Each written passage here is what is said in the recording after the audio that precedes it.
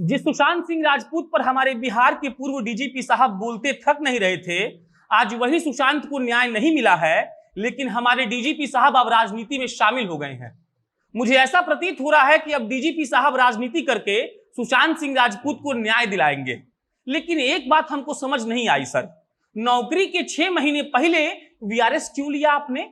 वैसे अगर सच बताऊं तो मुझे पता है कि आपने वीआरएस क्यों लिया, लेकिन जिस बात का आप ही ढिंढोरा पीटते हैं कि आप एक बहुत सच्चे पुलिस वाले हैं, तो रिटायरमेंट लेते वक्त साफ साफ खुलकर कहना था कि मुझे चुनाव लड़ना है, जीतकर विधानसभा में बैठना है। एक सवाल मेरे मन में और कौंध रहा है कि बक्सर के वो जमीनी कार्यकर्ता जो वर्षों से इस बात की आस लगाए बैठे होंगे कि पार्टी इस बार उनको टिकट देगी, उनका क्या होगा? वो कार्यकर्ता जो दिन भर किसी पार्टी का झंडा लेकर ढोते रहते हैं, क्या उनको टिकट देना गलत है?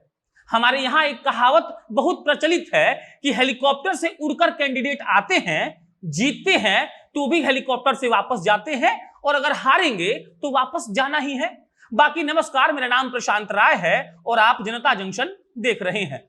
आज बात गुप्तेश्वर पांडे साहब की होगी, और यह बात पूर्व डीजीपी के हैसियत से नहीं, एक नेता के हैसियत से होगी। और ऐसा इसीलिए कह रहे हैं क्योंकि हमको सवाल उठाने में आसानी होगा। इस बात का चिंता नहीं रहेगा कि हम किसी के पद के गरिमा का ख्याल नहीं रखे। शुरुआत उसी बात से करना चाहेंगे जिस बात का ढिढोरा पूर्व डीजीपी पांडे साहब हमेशा पीटते रहते हैं।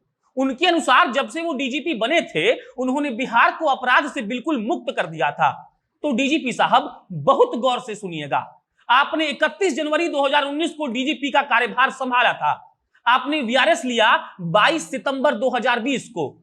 अब और ध्यान से ये आंकड़ा सुन लीजिए, 2017 में गंभीर अपराध बिहार में 2,63,037 हुए थे। 2018 में 2,62,802 अपराध हुए थे, और आपके कार्यकाल में 2,69,096 गंभीर आपराधिक मामले बिहार में दर्ज हुए। बोलिए सर, बिहार को अपराध मुक्त आपने किया या साल दर साल वृद्धि होते गई? उनके वीआरएस वाले मुद्दे पर सिर्फ ये कह सकते हैं कि कितना आसान है ना अफसरों के लिए, नौकरी पूरी होने से पहले छोड़ दीजिए, किसी बड़े नेता के गुड बुक में आ जाइए और राजनीति में कदम रख लीजिए। गुप्तेश्वर पांडे साहब आज से पहले एक बार और वीआरएस के लिए अप्लाई कर चुके हैं, उन्हें वीआरएस मिल भी गया था। बात है साल 2009 की।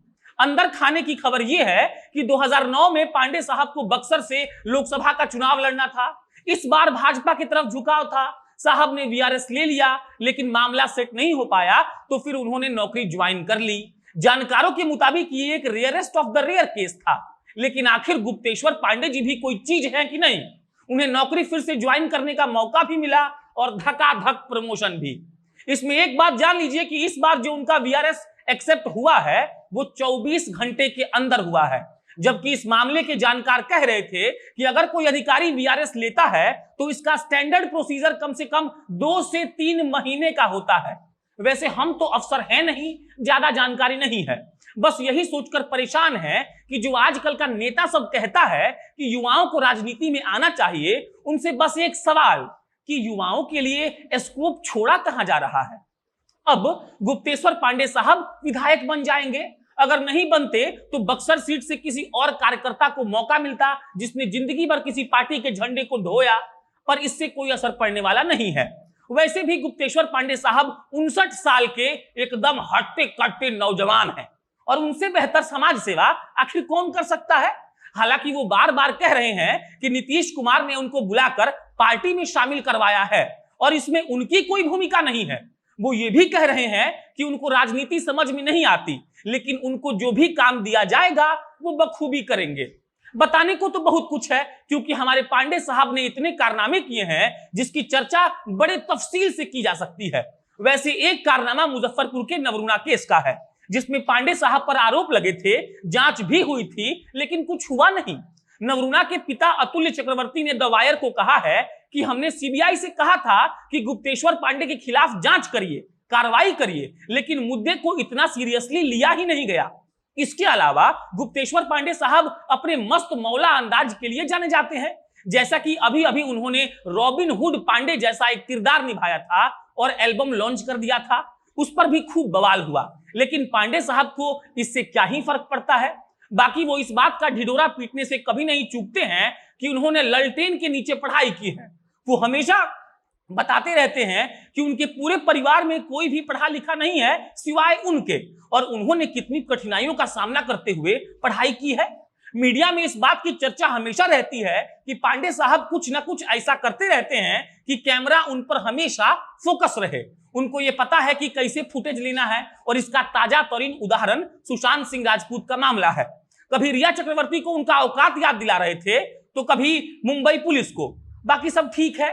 अब यही बता देते हैं कि अब तक बिहार के कितने आईपीएस नौकरी छोड़कर राजनीति में आ चुके हैं। अभी अभी होमगार्ड और फायर सर्विसेज के डीजी के पद से रिटायर होने वाले सुनील कुमार ने जदयू ज्वाइन करा है। उनके भाई अनिल कुमार अभी भोरे विधानसभा से विधायक हैं। 2003 के डीजीपी डीपी ओझा बेगूसराय से 2004 में चुनाव लड़ चुके हैं।